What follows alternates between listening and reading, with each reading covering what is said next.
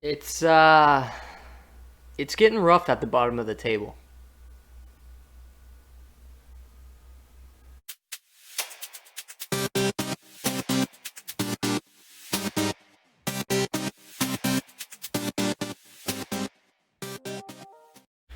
All right, here we are back with the matches that took place in October. We've had 4 matches since we last met. Atletico Madrid and Real Madrid play each other for the first time, and a 0-0 draw is what it ends up being. The most surprising side continues to do well, and Dortmund really struggling. It hasn't changed for Dortmund, still struggling, losing 3-0 to Porto. Liverpool smashing Sevilla. Liverpool showing their dominance. Manchester City 2-0 over Barcelona. PSG, it's a surprising result this match day, beating Bayern Munich 7-0 to get, I think it's only their second win of the season at this point. Napoli beating Juventus, which I believe they played Juventus at the beginning of the season already. So that's interesting. Did they?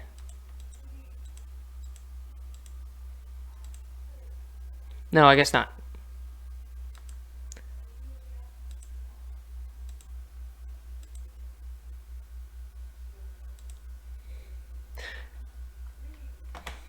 They did not play Juventus at the beginning of the season. I went back. Now we're back. 1-4. Manchester United beating Valencia. Bruno Fernandes. Again, 3 goals. The next match day, Barcelona then played Atletico De Madrid. Not good for them. Dortmund, Haaland scores, but another loss. Gnabry, Lewandowski, Boateng, and Alaba among the goals. PSG not able to continue and win in their next game.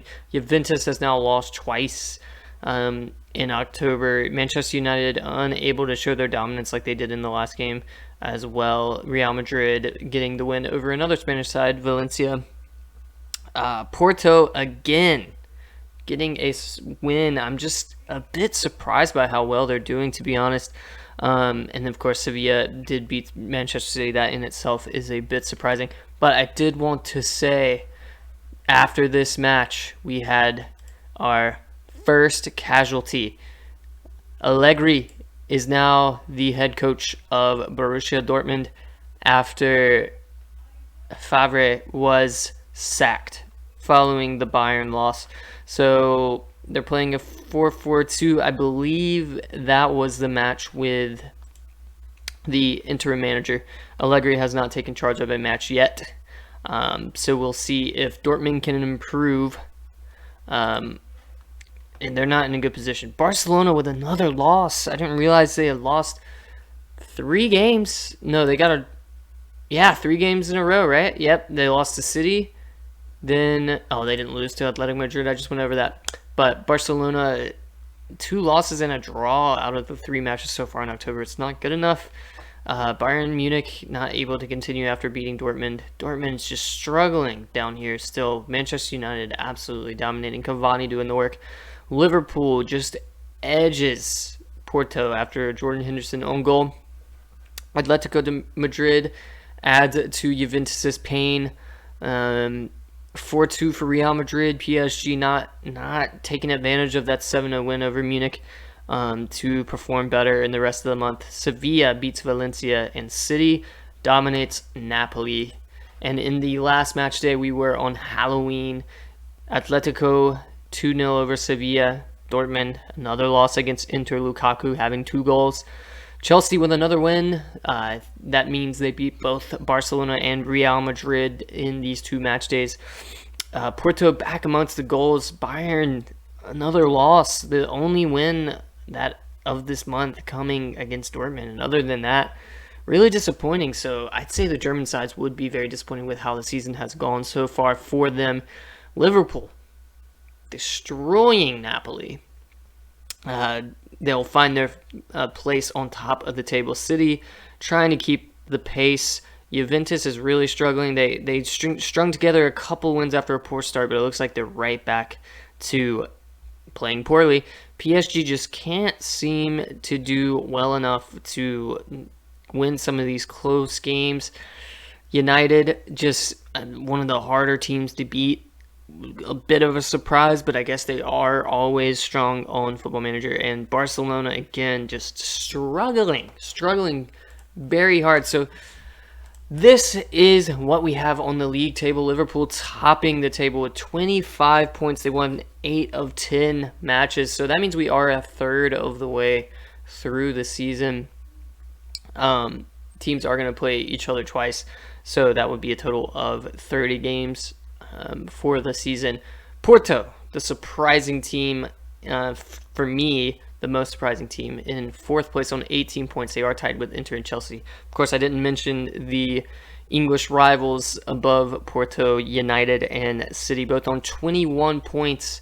I noticed that City has lost 3 matches. United's only lost 1, but they've drawn 3 matches, whereas City has won the rest of theirs. Or that extra game, excuse me. So very close between the two teams. We'll see who can take advantage. Down in 7th, we have Atletico Madrid and then Real Madrid in 8th, 15 and 14 points respectively. Bayern Munich, it's strange. They had a good result against Dortmund, but they've been disappointing the rest of the month, so they find themselves outside of the playoff spots. Valencia, Sevilla, not too surprised by them doing well. I am surprised. I was expecting Valencia, Sevilla, Porto to be down in the relegation zone, to be honest, or even closer to it than they are. But those two teams doing well enough in the league compared. The two Italian teams, other than Inter, just outside of that relegation zone. And you see that relegation zone, these teams are really struggling, and it's a surprise. Barcelona down in 15th. Horrible. Dortmund changing their manager. We'll see what they can do. It's hard to say. PSG might be the most likely to get out from the looks of it, but it's weird because then Juventus is going to drop down in as it's going right now, and I wasn't expecting that either. So it's a really tight relegation battle for right now. And we'll see what team. I assume one of these teams is going to be able to get out, or a lot of managers are going to get fired. As we look over at the stats, we see Mo Salah now tops the charts. Bruno Fernandes and Lukaku not far behind him from what I can see. Kevin De Bruyne is on 8 goals from a midfielder. That's impressive. I guess you can say the same thing about Bruno Fernandes, but I'm assuming Kevin De Bruyne is playing as I think Pep plays him as a Metzala or a similar type player. Timo Werner not far behind.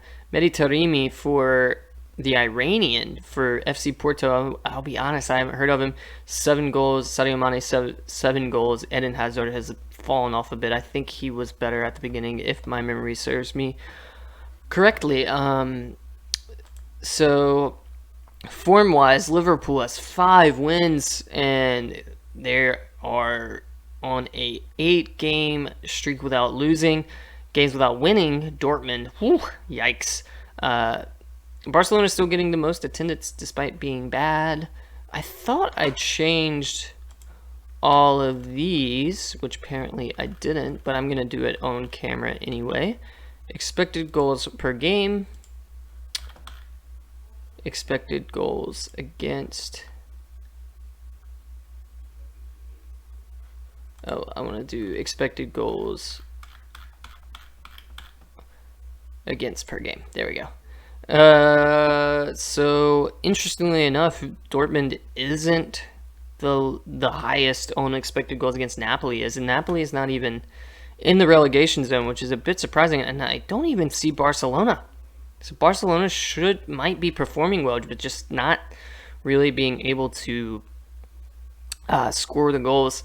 On the other side of the table, we do see it matches up almost completely with the top 4 there, but until you see Juventus, who are struggling so hard, they just are leaking goals, and Munich is in the same boat, in my opinion. What else do we have? Average rating-wise, Bruno Fernandes is still with an 8.11.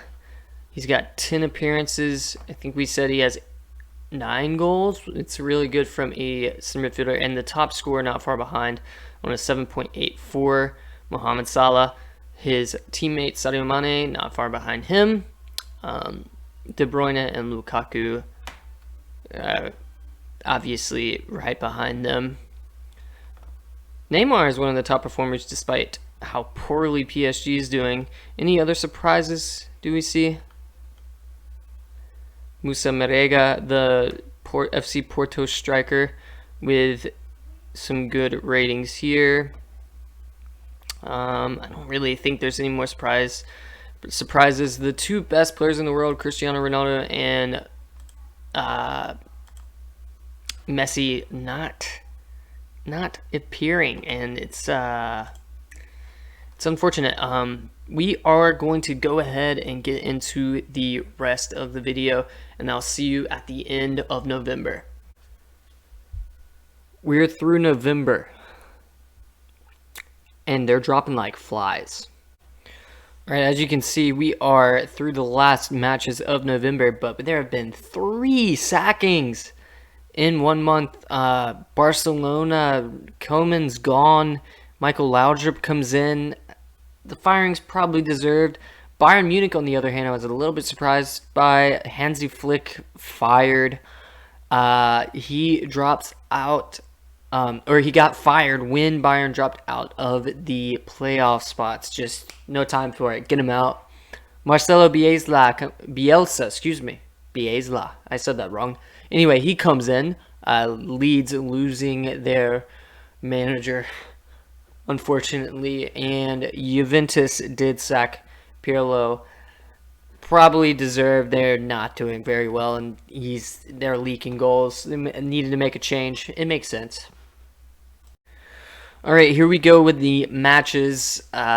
We did have a lot of big games or big sackings in this month. The first thing I notice is Dortmund finally getting one over Real Madrid. Real Madrid seems to be struggling right now a little bit. They're still in the playoffs, but they were supposed to be that first place team. If I do remember, it's either them or Liverpool. PSG getting the win over Barcelona. If I do remember correctly, this was about the time when Koeman got fired. Juventus down there, you see 0-0 with Valencia. It's not really a surprise that any of these teams are letting go of their manager. I'm pretty sure it could have been the next match day, but Bayern Munich losing 2-3 to Manchester United at home. I mean, Manchester United's doing well in the save, so it's kind of unfair to sack him after a result like that, but I guess it's not good enough in terms of what Bayern Munich expects. Dortmund, on the other hand, they had won the last match day, obviously, but Barcelona getting the win straight after that. It's not looking good for Dortmund. Still struggling to get out of that relegation zone. Can't really put together any run of form. I think this is actually where Bayern Munich sacked their manager after using 2-1 to Bayern Munich. PSG's on the way up. Tuchel has been able to turn it around. Manchester United and Liverpool are definitely setting the pace. Liverpool especially. City's not far behind, neither are Chelsea. The English sides are doing really well in the Super League this year. So that's something to look out for. We're going to have all 4 of them make the playoffs. Barcelona here tying, Dortmund tying, Juventus. I mean, they need to win the matches against each other if they want to get out of that relegation zone. PSG, another win over Napoli. Where's Porto? Porto's starting to... I think they've starting to fall off a little bit, but it's really not by much, considering where you would expect them to be at the beginning of the season. Bayern Munich still struggling to get back into those playoff spots. They've dropped quite a bit, as you can see by the league table. They have dropped quite a bit. Napoli as well, be disappointed. PSG, on the other hand, really being able to turn it around and actually seem to be challenging for those playoff spots despite starting off seemingly really poorly and being potentially looped into a relegation battle. Of course, they are not out of the woods at all. It is only 16 teams in this league, so really, especially when you look at it, only I mean, Dortmund's pretty low down there, but even they have a chance to come back if they can put together a good run of form. It's only 6 points between 15th and 10th.